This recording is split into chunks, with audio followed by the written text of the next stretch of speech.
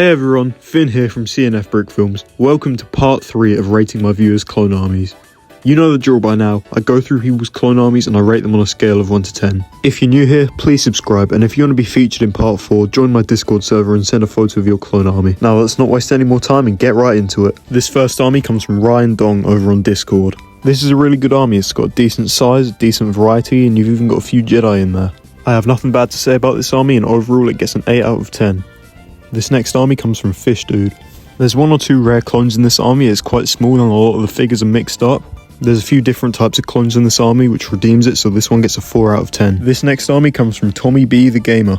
There's not much variety in this army because the majority of them are from the 501st. However, it is a decent size of 501st clones, but I think you should add more Phase 1 clones to the army. This one gets a 5 out of 10. Next up, we have Exotics. This is a really good clone army. It's big, there's a good variety of figures, and it's laid out really well. Also, I can't imagine how painful it was to line all those figures up on the table without using a base plate. This one gets a 9 out of 10. Next up, we have Zen Cherry. This is a nice army. Again, it's mostly 501st clones, but I do see a few plain Phase 2s in the back.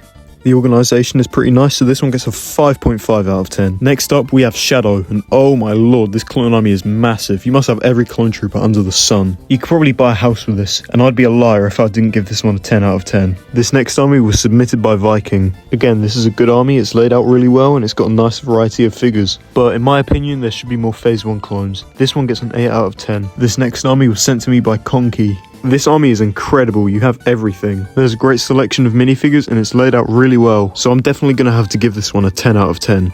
This next army comes from Invincible. These are all new clones, although it is a nice army. However, it's not that big, and again, there's no Phase 1 clones, so this one gets a 6 out of 10.